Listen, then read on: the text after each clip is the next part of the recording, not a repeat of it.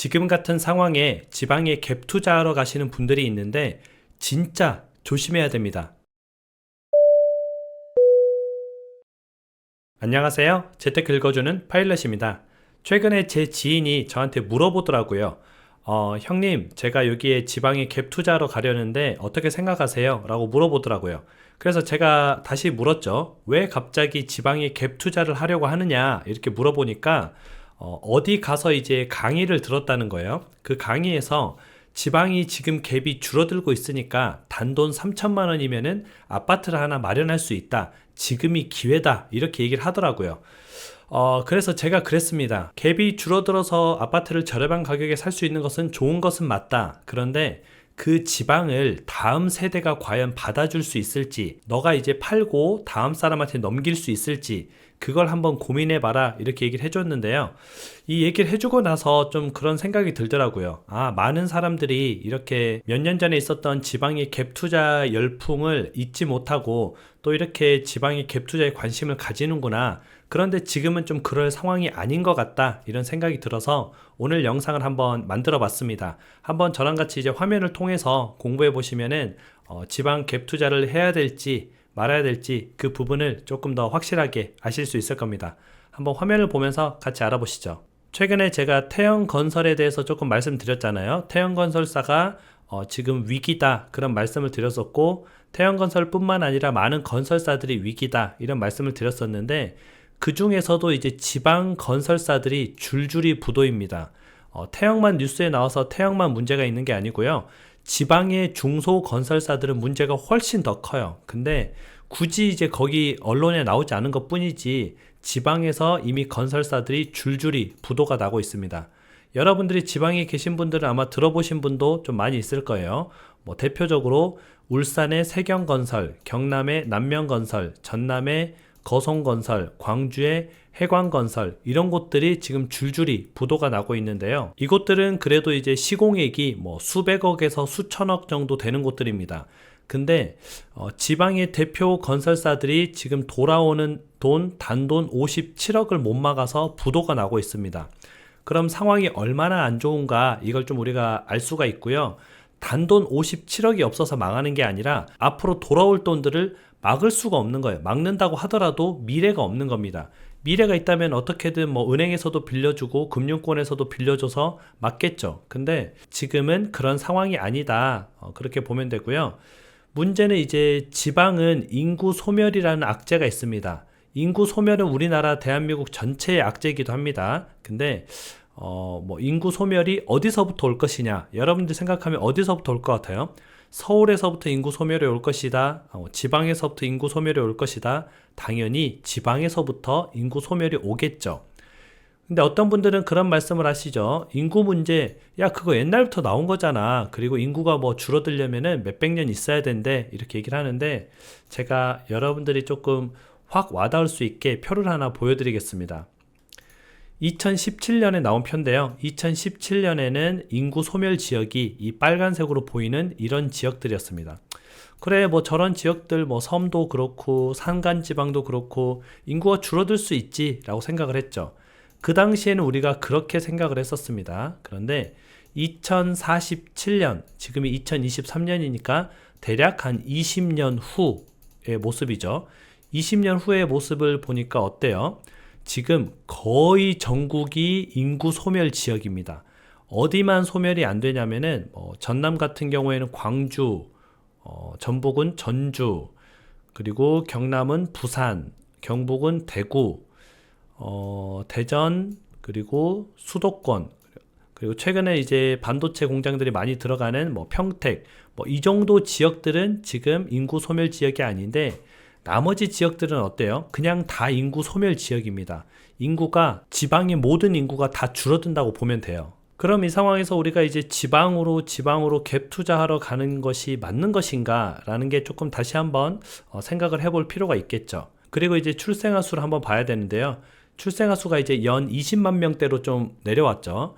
작년 10월부터는 월 2만 명이 깨졌습니다. 19,000명이 태어났거든요.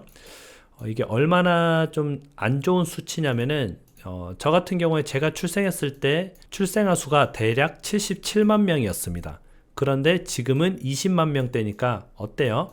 한 3분의 1 토막 정도 났죠. 문제는 지금부터라도 회복이 돼야 되는데 작년 10월부터는 상황이 더 안 좋아졌다는 거예요.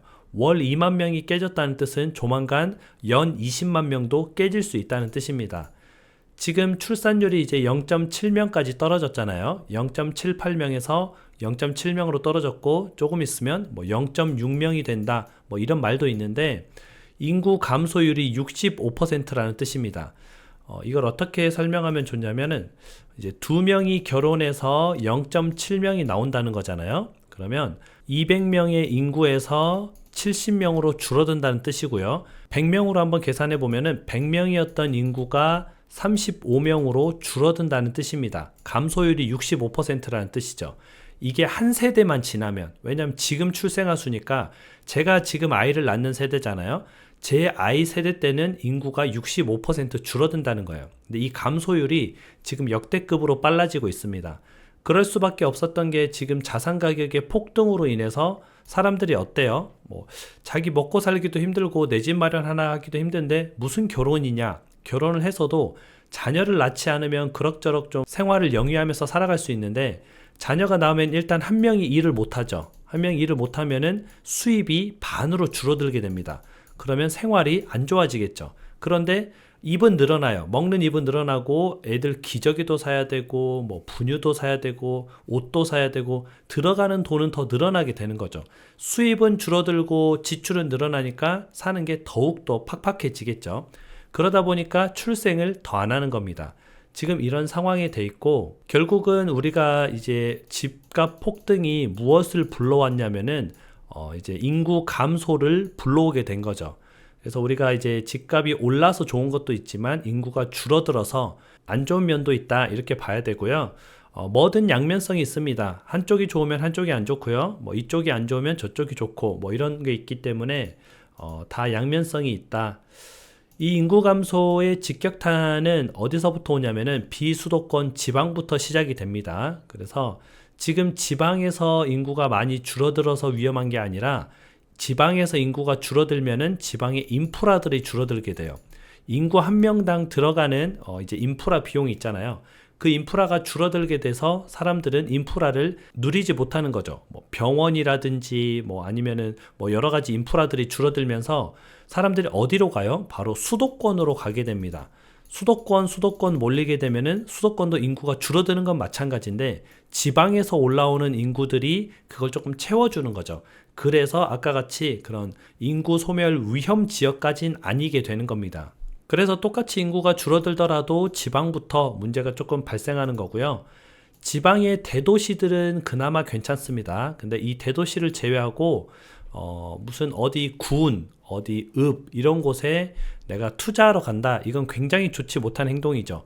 물론 그곳에 살고 있어서 실거주로 내가 그곳에 사려고 해요. 이런 사람들은 괜찮지만 나는 수도권에 살고 있는데 어디 군에 가서 투자를 하려고 한다.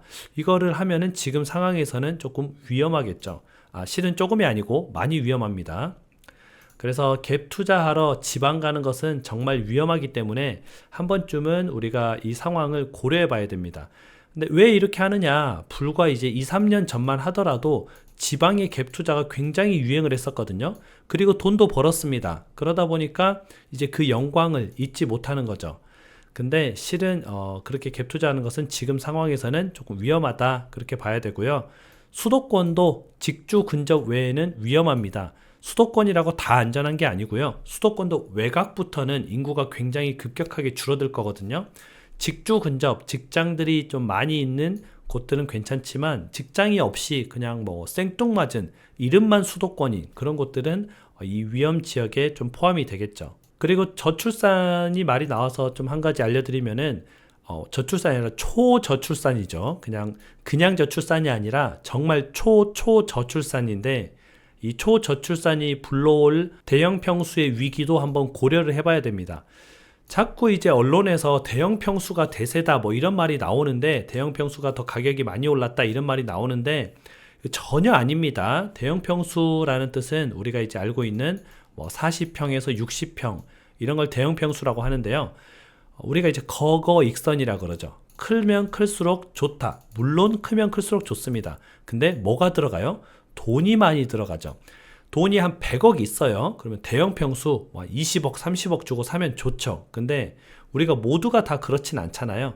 대부분의 사람들이 그렇지 않습니다. 우리나라 이제 대한민국 평균 자산이 4억 5천입니다. 4억 5천을 들고 대형 평수를 사버린다. 그러면 내가 돈이 부족할 뿐만 아니라 부족하면 대출을 받아야 되죠. 대출금 이자가 나를 좀 힘들게 하는 거죠. 그런 것보다는 요즘 사람들은 어떤 선택을 하냐면은 그냥 나 간단하게 소형 평수 갈래.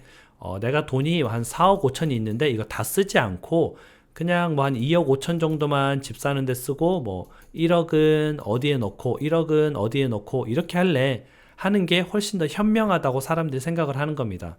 그래서 소형 평수가 좋아서 소형 평수를 선택하는 게 아니라 대형 평수가 부담스러워서 굳이 이제 뭐 가족도 많이 없는데 그냥 나랑 와이프만 살 건데 또는 나랑 와이프 애 한 명만 살 건데 뭐 대형 평수가 무슨 필요냐 이렇게 생각을 하는 거죠. 그러면은 그 다음 세대들이 그런 생각을 하고 있다면은 대형 평수를 지금 사서 다음 세대한테 넘기는 게 굉장히 부담스러운 일인 겁니다. 그래서 지금 어떤 시기냐면은 그동안에 이제 부동산 신화는 좀 잊어버려야 됩니다. 꼼꼼히 공부하고 내 집 마련을 해야 돼요. 예전에는 그냥 뭐 아무 데나 사도 돈을 벌었습니다. 실은 그냥 눈 감고 그냥 이렇게 골랐어도 그 집값이 올랐어요. 그러다 보니까 사람들이 그 영광을 잊지 못하고 이제 그냥 뭐 아무거나 사면 되는 줄 아는데 앞으로는 이제 옥석 가리기가 굉장히 중요한 시대가 옵니다.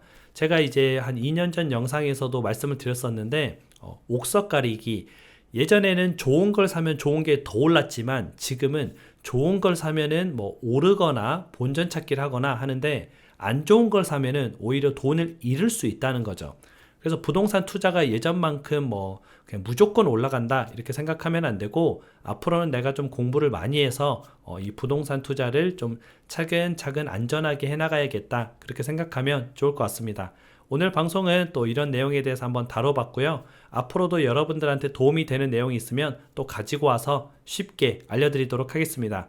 여러분들 오늘 하루도 행복한 하루 보내세요. 다음에 다시 만나요.